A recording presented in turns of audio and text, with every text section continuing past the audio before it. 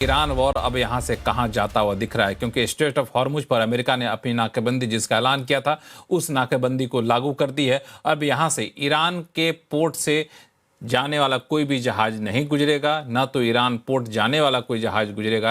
यानी ईरान से जो देश तेल खरीद रहे थे वो फिलहाल अब नहीं खरीद पाएंगे, उनके पास तेल नहीं आएगा। उसमें भारत भी शामिल है, चाइना भी शामिल है। अब इसके लिए कितना असर पड़ेगा ये काफ़ी महत्वपूर्ण है। इस पे सबसे पहले अनुज गुप्ता जी आप ही के पास आता हूँ, फिर मैं चलूंगा अम्बेसडर दयाल आपके पास। अनुज गुप्ता जी, भारत पर इसका कितना असर पड़ेगा? डेली आप देख रहे हैं कि 3 बजे प्रेस कॉन्फ्रेंस करके सरकार फैक्ट बता दे रही है, लेकिन जाहिर तौर पे ऐसे जब मामले होते हैं, हालात जब बिगड़ते हैं, तो सरकार फैक्ट उतना ही बताती है जिससे लोगों के बीच में पैनिक ना हो, और उतना ही फैक्ट बता भी रही है। लेकिन हर कोई वाकिफ है कि स्थिति बहुत अच्छी है नहीं। अब यहां से अगर वॉर लंबा खिंचता दिख रहा है तो आपको क्या लगता है हम लोग कितने तैयार हैं? देखिए, 3 बजे सरकार प्रेस कॉन्फ्रेंस करती है और जैसे आपका शो शुरू होता है ट्रंप साहब उस पर ट्वीट चालू कर देते हैं। तो ऑलरेडी उन्होंने कर दिया है।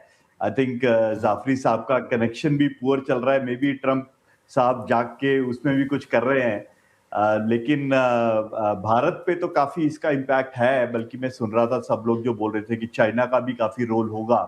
मैं भारत पे आने से पहले 1 मिनट चाइना के बारे में बोलना चाहता हूँ। 2 चीजें चाइना जी। में हुई है जो शायद कुछ लोगों ने नोटिस नहीं किया है। एक, शंघाई के पास ताइवान से बड़े एरिया में, ताइवान के 2 गुना एरिया में, शंघाई में चाइना ने नो फ्लाई जोन डिक्लेयर कर दिया है, विच इंडिकेट्स कि चाइना काफी एक बड़ी चीज के लिए प्रिपेयर कर रहा है। वो बड़ी चीज क्या है? हम कुछ लोग बोल रहे हैं कि ईरान में कुछ कर सकता है, बट मेरे ख्याल से चाइना ताइवान की तरफ देख रहा है। और ताइवान के लिए उन्होंने एक फॉर एग्जांपल अपनी फिशिंग फ्लीट्स को भी कोऑर्डिनेट करके ताइवान के काफी पास में लाए हैं।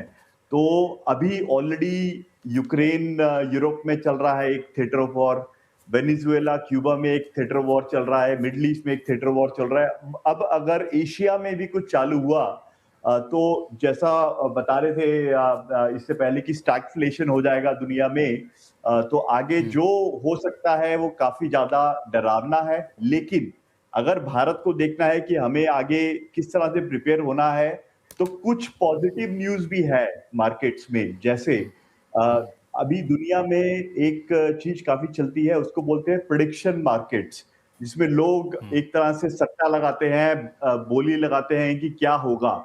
अगर आप प्रेडिक्शन मार्केट्स का डेटा देखेंगे तो वो कह रहे हैं कि 40% चांस है कि ईरानियन क्राइसिस मई तक रिजॉल्व हो जाएगा। तो ये दूसरा पहलू भी है जो भारत को भी ध्यान में रखना होगा जब वो अपने लिए प्रिपेयर करेंगे जो भी काम करना है उसके लिए। तो जो मेरी रिकमेंडेशन रहेगी भारत के लिए over the medium term long term, कि एक इकोनॉमिक प्लेबुक बनानी होगी भारत को, कि जब कच्चे तेल का प्राइस एक लेवल से ऊपर जाता है तो क्या क्या चीजें होगी। 1 2 3 4, जब वो $100 से ऊपर जाता है तो 3 4 5 6 क्या चीजें होगी, वो ऑटोमेटिकली आनी चाहिए, चालू हो जानी चाहिए। और भारत सरकार ने पिछले 10 साल में काफी काम किया है इस क्षेत्र में, जिससे हम आज इस हालत में तो खड़े हैं कि कुछ ऑल्टरनेटिव्स मिल रहे हैं। जैसे चाहे वो इलेक्ट्रिक व्हीकल्स का काम हो, चाहे वो इथेनॉल का रिन्यूएबल काम एनर्जी हो, का काम है। रिन्यूएबल एनर्जी में काम हो, चाहे वो स्ट्रेटेजिक रिजर्व का काम हो। तो आई थिंक ये काफी चीजें हुई है जो हमें हेल्प कर रही है, और ऐसी चीजों को आगे बढ़ाने की जरूरत है over the medium and long term.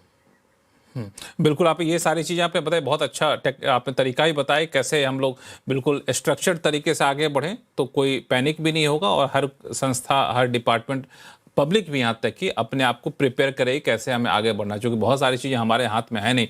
Ambassador Dayal, बहुत इंपॉर्टेंट सवाल धीरज कौल साहब ने पूछा कि और सजेस्ट किया कि एक किसी बड़ी शख्सियत को अब आगे आना होगा, क्योंकि जिस मोड़ पे जा रहा है, जिसका इशारा अभी अनुज गुप्ता जी कर रहे थे कि कहीं ताइवान पे चाइना की नज़र ना हो जाए, तो पूरी दुनिया में कोई नए लेवल का वॉर आ जाए, इससे पहले किसी को आगे बढ़ के चीज़ों को संभालनी होगी। कितना फिजिबल आपको दिख रहा है? कोई चाहेगा कि इसमें दलदल में कूदा जाए और चीज़ों को संभाला जाए? देखिए, इन चीजों को संभालना बहुत जरूरी है, और भारत एक ऐसा देश है जिसको इस युद्ध के एस्केलेशन से बहुत नुकसान पहुंचेगा। एक तो जैसे तेल की बात हो रही है, गैस की बात हो रही है, फार्मास्यूटिकल पे हमारा इफेक्ट होगा, फर्टिलाइजर पे। इसके अलावा देखिए, हमारी इतनी बड़ी इंडियन पॉपुलेशन है गल्फ कंट्रीज में, 10 लाख से ज्यादा भारतीय नागरिक, भारतीय मूल के लोगों की बात नहीं कर रहा हूं, ये भारतीय नागरिक हैं जिनको प्रोटेक्ट करना हमारी बहुत बड़ी जिम्मेदारी है। और जैसे ये युद्ध एस्केलेट करेगा, उनकी परेशानियां बहुत बढ़ती जाएंगी और ज्यादा बढ़ते जाएंगे।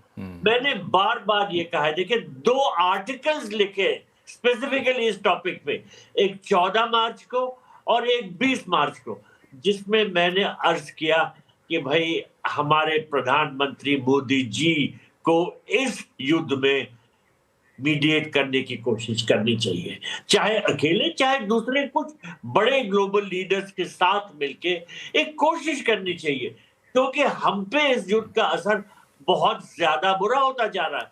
और देखिए, हमारे प्रधानमंत्री जी के जो रिश्ते हैं, पर्सनल रिलेशंस, जो नेतन्याहू के साथ हैं अच्छे हैं, प्रेसिडेंट ट्रंप के साथ अच्छे हैं, और इसके अलावा ईरानियन लीडरशिप के साथ भी अच्छे रिश्ते हैं। ईरान और भारत एक दूसरे की बहुत इज्जत करते हैं। तो हम इस पोजीशन में हैं, मैंने ये बार बार कहा कि हमें कोशिश करनी चाहिए।